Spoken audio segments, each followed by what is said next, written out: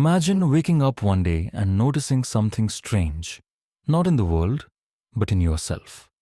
A quiet resistance, a kind of inner gravity that no one can quite push, pull, or twist. People try to convince you, sway you, guilt you, charm you, and yet nothing seems to get past the invisible perimeter of your mind. It's as if you carry a shield you never consciously forged, something forged by experiences you barely remember and realizations you never fully acknowledged. But here's the unsettling part. Most people don't have it. Most people think they do. Everyone believes they're immune to manipulation until the moment they realize they've been living a life shaped by someone else's expectations, someone else's desires, someone else's narrative. That's the paradox that quietly governs modern existence. The illusion of autonomy, masking the reality of psychological influence. You think you have decided? You think you wanted that? You think the idea was yours, but whose voice sparked it? Whose approval shaped it? Whose disappointment steered you away from another path? And perhaps the more terrifying question is this. If manipulation works best when it's invisible, how would you even know if you are being manipulated right now? The world you navigate is built on subtle currents, unspoken pressures, emotional incentives, cultural scripts, conversational traps.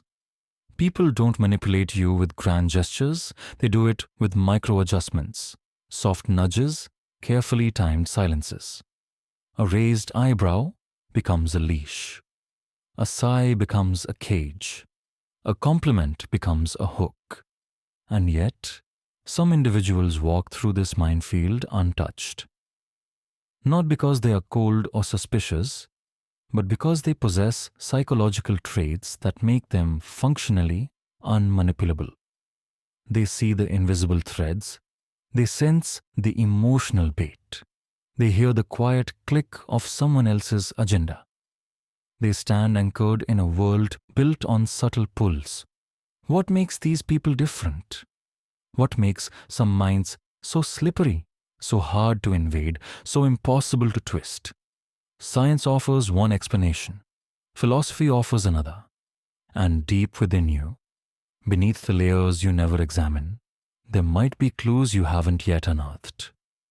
Maybe you've felt glimpses of it, moments where you refused to give an answer just because someone demanded one, moments where you felt the hidden weight behind a seemingly innocent question, moments where your intuition screamed before your logic understood why.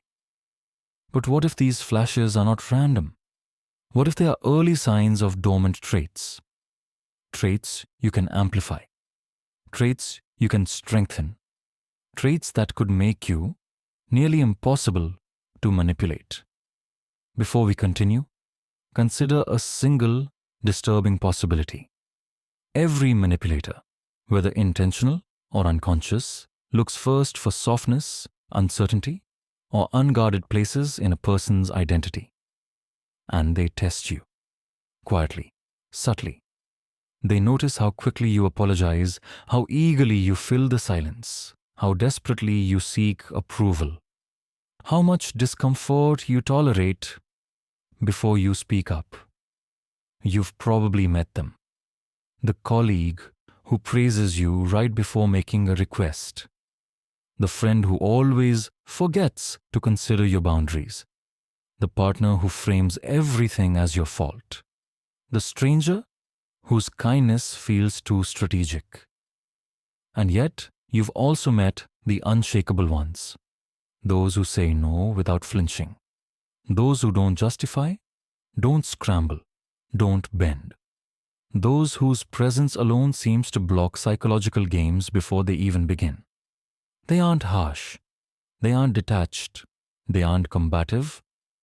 They are simply sovereign. So here's the great question that will guide everything that follows. What are the 7 psychological traits that allow a person to walk through a world built on influence, persuasion, pressure, and subtle coercion, and remain untouched? And more importantly, how do you develop them? Because these traits are not genetic gifts, they are not rare accidents. They are forged, tested, shaped, and sharpened by deep psychological work, philosophical clarity, and brutally honest self-awareness. As you move through this exploration, you may begin to notice patterns in yourself, hidden strengths, or invisible vulnerabilities. Some realization will feel empowering, others may sting, but each will bring you closer to understanding what it truly means to become unmanipulable, not as a shield against the world, but as a foundation for authentic autonomy. Take a breath. Let the initial questions settle into your mind, because the next part, the part where we dig beneath the surface, will reveal something most people never discover. The real enemy isn't manipulation. It's the hidden psychological machinery inside you that makes manipulation possible. There is a reason manipulation works so well on most people, and it has nothing to do with intelligence, experience, or education. It is rooted far deeper, woven into the psychological architecture of the human mind and the philosophical assumptions that shape how we understand ourselves. The real vulnerability isn't external at all. It lives in the quiet corners of your identity, in the unconscious stories that govern how you see the world. Carl Jung once wrote, "Until you make the unconscious conscious, it will direct your life, and you will call it fate." This is the hidden engine of manipulation, the parts of you that remain unexamined. Think about the last time you felt compelled to agree with something you didn't truly want. Maybe you said yes because you didn't want to disappoint someone. Maybe you apologized for something you didn't actually do. Maybe you laughed at a joke that wasn't funny, or accepted blame because the silence felt too heavy, too accusing. These micro-surrenders point to a deeper issue. Manipulation exploits the gaps in your self-awareness. Psychologically, humans are wired with what scientists call social survival circuits, ancient mechanisms designed to keep us bonded to the tribe, safe from rejection, attuned to the emotions and approval of others. Your brain does not distinguish between social exclusion and physical danger. To your nervous system, a disapproving stare and a predator's growl both spark a similar adrenaline jolt. Manipulators, whether conscious or not, sense this. They sense who flinches. They sense who needs approval. They sense who is uncomfortable with silence, who fills the air with nervous explanations, who softens their tone to avoid conflict. The uncomfortable truth? Your vulnerability to manipulation is a reflection of your internal conflicts, not external pressure. Nietzsche believed that most people live not according to their own values, but to the values imposed on them by their culture, their upbringing, and their need for belonging. He called this the herd instinct, the deep, almost unconscious drive to align with the expectations of the group. When you are not fully anchored in your own values, desires, and identity, the world fills in the blanks for you. And the people who are most skilled at manipulation, intentionally or otherwise, learn how to slip into those blank spaces. They become the voice that decides for you. They become the story you tell yourself. They become the architect of your self-doubt. But the roots go even deeper. Arthur Schopenhauer believed human behavior is driven less by rational choice and more by hidden desires, unconscious impulses, and emotional attachments. When you think you've made a logical decision, What you've really done is rationalize something your emotions had already chosen. This creates fertile ground for manipulation. If someone can influence your emotions, they can influence your logic. If they can trigger guilt, fear, admiration, or desire, they can shape your choices without ever forcing them. And here lies the most insidious part. Manipulation is not always malicious. Sometimes it comes from people who genuinely love you, but who carry their own insecurities and unmet needs. A parent who guilt trips you may genuinely believe they are protecting you. A partner who uses emotional leverage might think they're preserving the relationship. A friend who pressures you subtly may fear losing your validation. Manipulation often arises not from malice, but from psychological hunger. But why do some people feed that hunger? By bending their will? Because modern society trains you to ignore your inner authority. From childhood, you were taught to be polite, agreeable, and cooperative. You were rewarded for compliance. You were punished for resistance. You learned early that saying no felt dangerous, that disagreeing felt disrespectful, that prioritizing your needs felt selfish. These lessons burrowed deep into your psyche. They taught you that your comfort should be sacrificed for others' approval. They taught you that your boundaries were negotiable. They taught you that conflict is a sign of failure, not strength. And so, without realizing it, you learned to abandon yourself in subtle, repeated ways. You learned to silence your intuition in favor of harmony. You learned to swallow discomfort instead of confronting it. You learned to become manipulable long before anyone tried to manipulate you. Aldous Huxley warned that the greatest form of control is not force, but conditioning.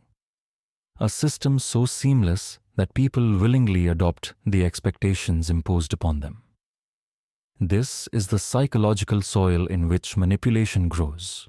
But here's where the philosophical roots twist even further. Sartre argued that humans are condemned to be free, that we are always responsible for our choices, even when we try to escape this responsibility by blaming others. When someone manipulates you, part of the struggle is your own desire to avoid the weight of choice. Let someone else decide. Let someone else lead. Let someone else take responsibility. Manipulation thrives where responsibility feels heavy.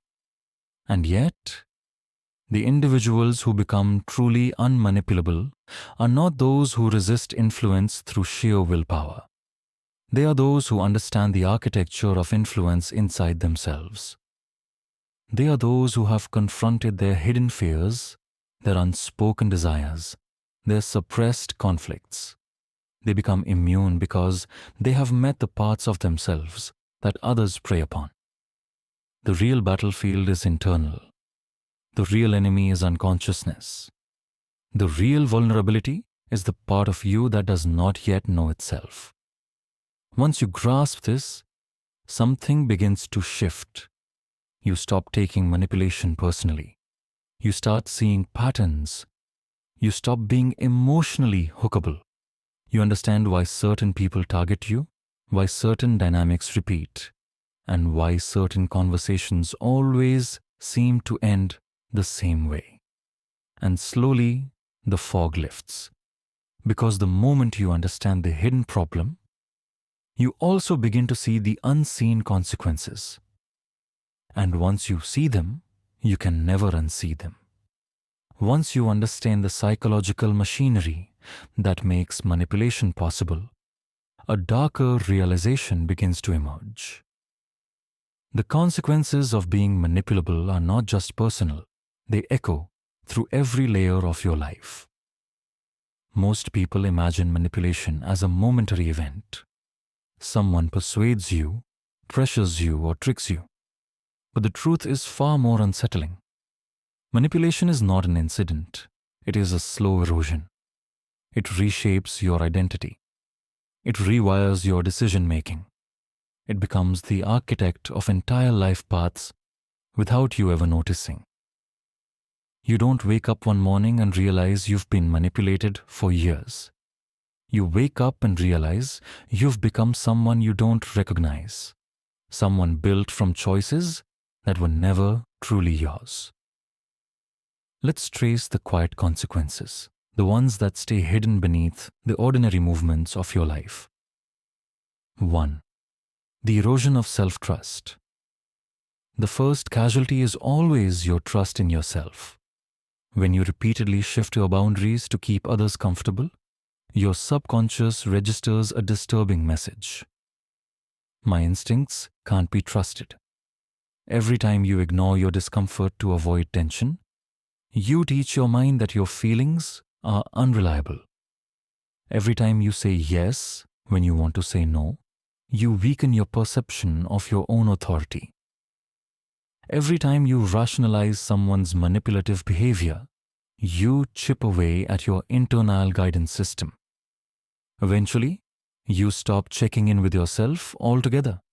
You look outward for cues. You wait for validation. You ask others to interpret your emotions for you. You develop an emotional dependency, disguised as kindness, empathy, or being a good person. This is the quiet tragedy of manipulation.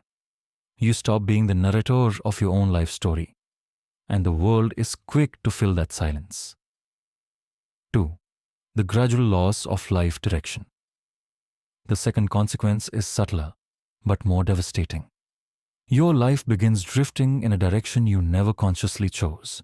It starts with small concessions, choosing a career your family approves of, dating someone who fits the role others expect, hiding parts of yourself to avoid criticism. But each concession becomes a brick in the structure of a life that isn't authentically yours. People who manipulate, even unintentionally, are often deeply persuasive. They know how to whisper seeds into your aspirations.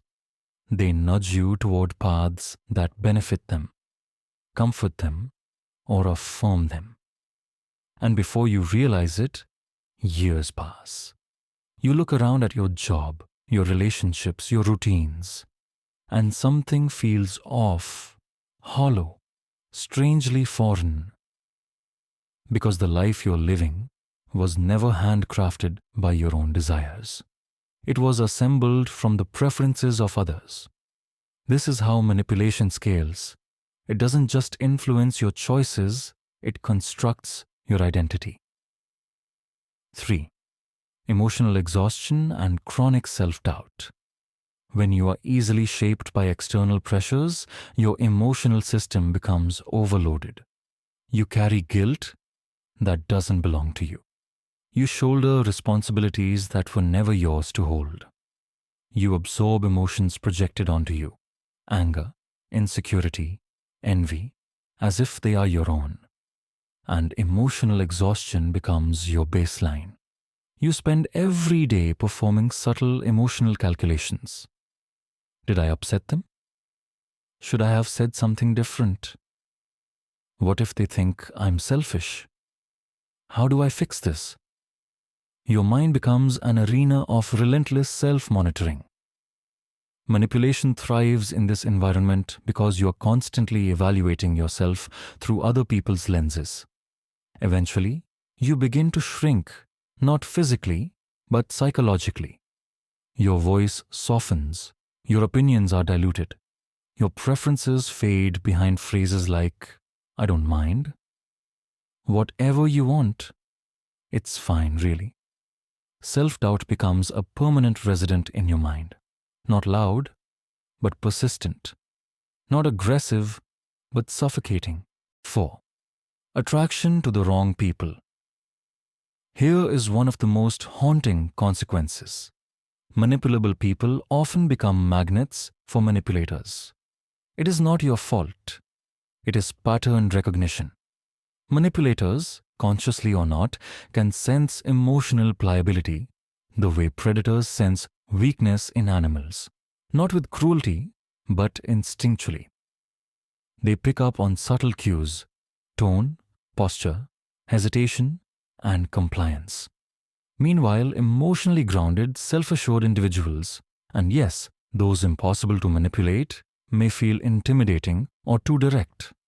Their firmness triggers your conditioned discomfort. Their clarity feels abrasive. Their boundaries feel like rejection. So you gravitate toward people who feel familiar, people who mirror the dynamics you unconsciously learned to survive. People who subtly steer your emotions because your nervous system recognizes that old dance. In this way, manipulation becomes self-reinforcing, not because you want to be controlled, but because familiar patterns feel safer than unfamiliar freedom. 5. A slowly shrinking world. The more manipulable you are, the more your world contracts. You avoid expressing disagreements. You avoid new opportunities if someone disapproves. You avoid exploring passions that might upset your role. You avoid the discomfort of being misunderstood. You become careful. You become predictable. You become small. Manipulation does not always confine you with chains. Sometimes it confines you with expectations. And slowly, the range of your life, the creativity, the exploration, the authentic expression narrows to fit the shape others designed for you. This is not living. This is performing. 6. The internalization of external voices. The most chilling consequence is this: the manipulator's voice eventually becomes your inner voice. The criticism becomes your self-criticism. Their doubts become your self-doubts. Their beliefs replace your intuition. It's not that they stole your identity, it's that you handed it over, one concession at a time. And the moment you realize this, a quiet panic bubbles up inside you, because you begin to see that manipulation is not a single act. It is a gradual assimilation, a reshaping, a rewriting. And yet, this realization is not meant to break you. It's meant to clarify what comes next. Because once you see the invisible consequences, you also begin to feel the pressure building inside, the desire to revolt, to reclaim, to awaken. And that leads directly, inevitably, into the next chapter: the rebellion. How to break free. Rebellion doesn't always look like fire and fury. Sometimes it begins with a whisper, a quiet internal shift that says no more. A refusal so subtle it barely moves your lips, but powerful enough to send cracks through the psychological architecture that has held you captive for years. Freedom from manipulation doesn't begin when you confront others. It begins when you confront yourself. Because the truth is this: no one can manipulate a person who knows the weight of their own worth. No one can twist the decisions of someone who has learned to trust themselves. No one can infiltrate a mind that is willing to tolerate the discomfort of authenticity. Breaking free is less about fighting others and more about reclaiming yourself. 1. Reclaiming your inner authority. The first act of rebellion is reclaiming your internal authority, the part of you that has been dimmed by years of pleasing, appeasing, and adapting. Inner authority is not loud. It is grounded. It speaks in steady tones even when your voice shakes. Psychologically, reclaiming authority means reactivating the prefrontal cortex, your decision-making center, over the limbic system, which craves emotional safety and approval. When you pause, breathe, and reflect before responding, you interrupt the automatic patterns manipulators rely on. This is why grounded people are hard to manipulate. They don't react. They respond. A manipulator needs your impulsive compliance. Your rebellion begins the moment you stop supplying it. 2. Learning the language of boundaries. Here's a truth most people never understand. Boundaries are not walls, they are definitions. A wall keeps people out. A boundary shows people where you end and where they begin. But boundaries require a skill many never develop: the ability to tolerate someone else's disappointment. That is the emotional hinge on which manipulation turns. Most manipulators push guilt, pressure, urgency, or emotional discomfort precisely because they sense you can't tolerate those feelings. To break free, you must build the muscle of discomfort tolerance. Start small. Say, I'll think about it. Say, not today. Say, that doesn't work for me. Notice the discomfort rising. Notice the urge to explain. Notice the instinct to soften your stance. And then don't. Because every boundary you hold is a declaration. My emotions belong to me. Your reaction belongs to you. 3. Cultivating radical self-honesty. One of the most powerful traits of people who are impossible to manipulate is their refusal to lie to themselves. Manipulation feeds on your denial, your willingness to overlook red flags, excuse behavior, or rationalize discomfort. Radical self-honesty isn't cruel, it's clean, it's clarifying. Ask yourself, where in my life am I pretending? Which relationships rely on me swallowing my truth? Where do I feel drained, confused, or small? What am I avoiding because I fear losing someone? The greatest rebellion is looking at your life without flinching. It is impossible to manipulate a person who refuses to participate in their own deception. 4. Mastering emotional neutrality. Manipulators rely on emotional volatility. They need you to be reactive, confused, hopeful, guilty, or intimidated. The emotional swings create openings they can exploit. But when you cultivate emotional neutrality, you become unreadable. Neutral doesn't mean numb. Neutral means unhookable. It means hearing the guilt trips without absorbing them. It means noticing the emotional pressure without giving up your ground. It means staying anchored while others try to stir the water around you. A neutral mind is a fortress. A reactive mind is an open door. There is a reason martial artists spend years mastering stillness. It is the root of unshakable strength. The same is true psychologically. 5. Developing philosophical independence. Most people outsource their meaning, values, and identity to external forces: family, culture, religion, friends, media. But Nietzsche said that true freedom begins when you create your own values, not when you inherit someone else's. People who can't define their own values become mirrors, reflecting whatever is placed in front of them. People who can define their values become anchors, steady, grounded, immovable.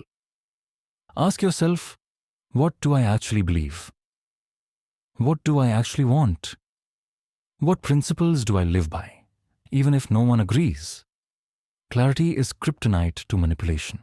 The more deeply you understand your values, the harder it is for anyone to twist your direction.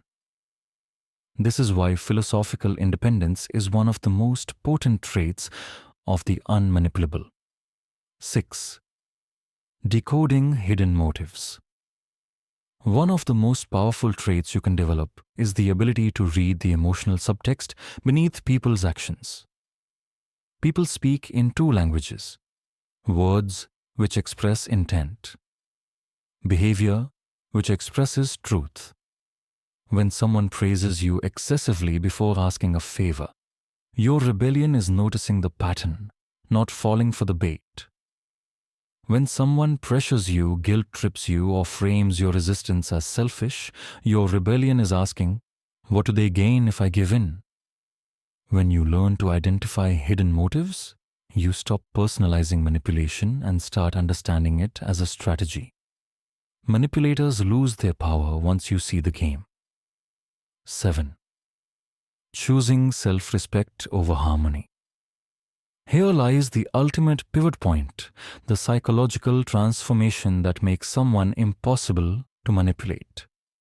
You choose self-respect over harmony, not because you want conflict, not because you reject others, but because you refuse to betray yourself for the illusion of peace.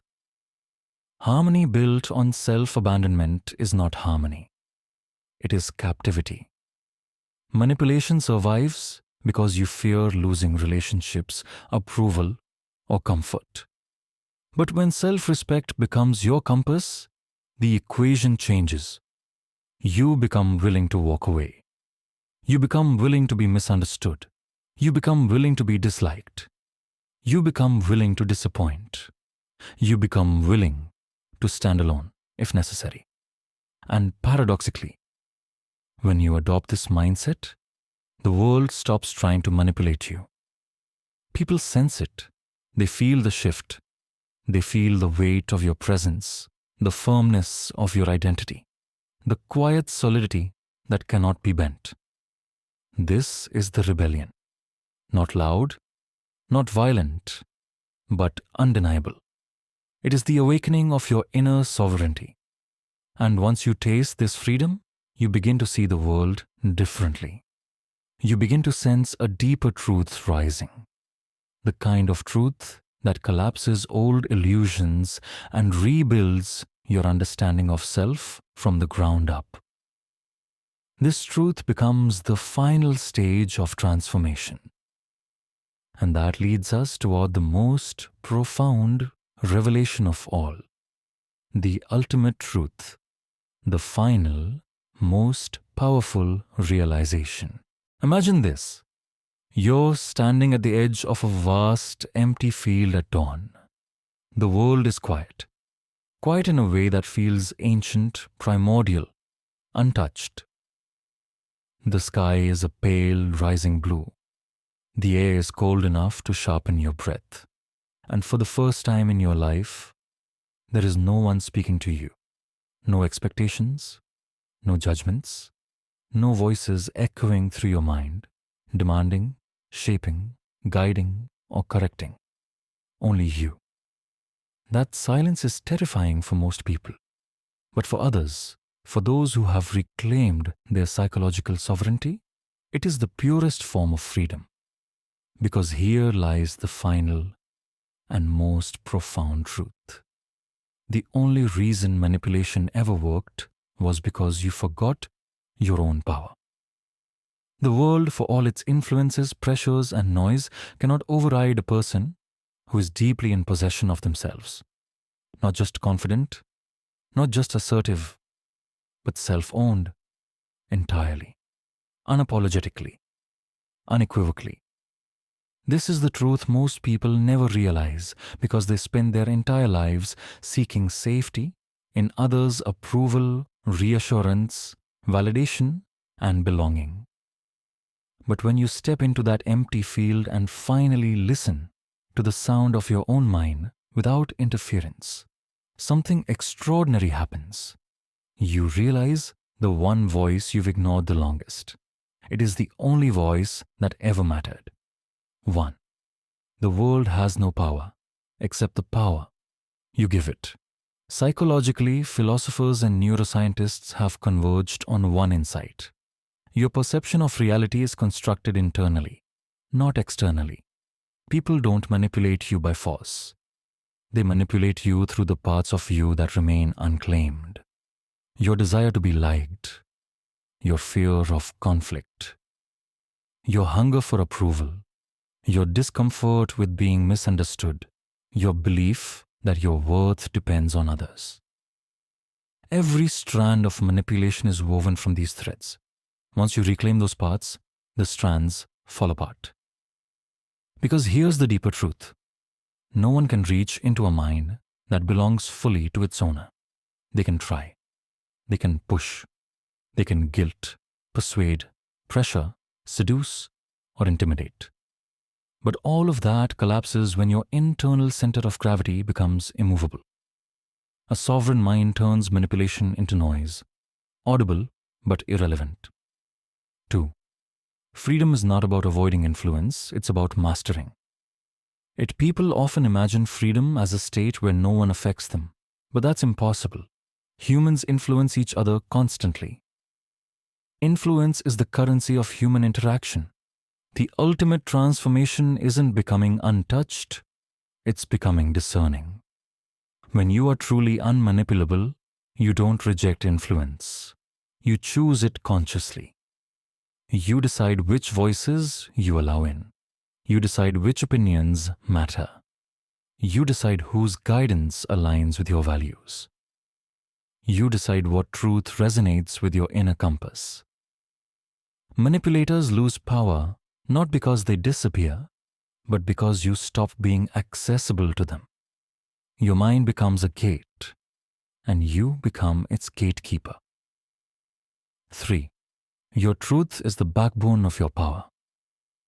We live in a world where people trade their authenticity to maintain peace, where people dilute their truth to avoid discomfort, where people contort themselves into shapes others find acceptable. But manipulation can only enter where truth has been abandoned.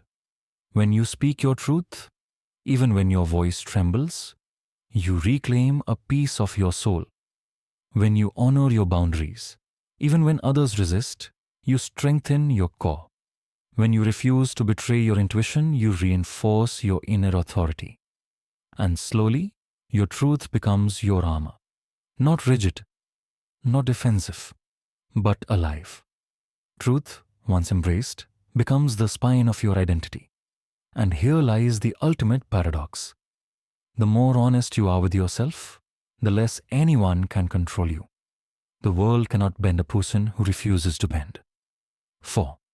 The deepest realization. You were never meant to be small. Think back on the moments in your life when you felt manipulated, coerced, or pressured. Beneath every one of those experiences was a deeper wound. You believed you had to shrink to be accepted. You believed shrinking was safer. You believed shrinking kept relationships intact. But shrinking is not safe. It is slow spiritual death. The people who are impossible to manipulate are not the strongest, the loudest, or the most intimidating. They are the ones who finally understand. You cannot be controlled when you refuse to disappear, when you stand fully in your identity, your desires, your values, your truth. You take up the space that was always yours. Freedom doesn't come from defeating others. It comes from returning to your full size. 5. The silent, unshakable core. There is a moment in every person's awakening where something clicks internally, a sensation that feels ancient, familiar, inevitable. You stop asking for permission. You stop seeking reassurance.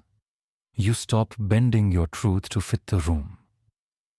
You stop apologizing for existing. And quietly, effortlessly, the world's grip loosens. Not because you fought it, not because you won some dramatic battle, but because you remembered who you are beneath the layers of conditioning. This silent core, this inner gravity, is what makes manipulation impossible. It radiates through your tone, your posture, your presence. People feel it without you saying a word. It is the psychological equivalent of standing in that open field at dawn, quiet, expansive, unclaimed. Once you reach the state of self-possession, you cannot go back. You cannot unsee the truth. You cannot unfeel your power. You cannot return to the smaller version of yourself who waited for others to define your worth. Every manipulative tactic becomes transparent. Every hidden motive becomes visible. Every psychological game becomes predictable. It is not arrogance. It is clarity. Clarity is earned through introspection, boundaries, rebellion, and awakening. The ultimate truth is not a revelation about the world. It is a revelation about you. 7. The new kind of life that awaits you. When you become impossible to manipulate, life changes in ways that are both subtle and profound. You choose relationships based on mutual respect, not emotional dependence. You communicate without fear. You make decisions aligned with your values. You walk away from anything that demands your self-abandonment. You live with a sense of internal peace that no one can disrupt. You don't just protect yourself from manipulation. You begin to create a life that no manipulator could ever survive in. Because manipulation requires weakness, uncertainty, and self-doubt. Your life now has none of these. You've risen into a higher psychological state, one defined not by defense, but by sovereignty. The final image. So picture that field again. The horizon is widening, the silence deepening, the sun rising in slow golden arcs. This is what psychological freedom feels like. Not loud, not dramatic, but wide, expansive, yours. You stand there, completely yourself, completely awake, completely unmanipulable. Not because the world changed, but because you did. And from this moment on, no one will ever hold the strings to your mind again.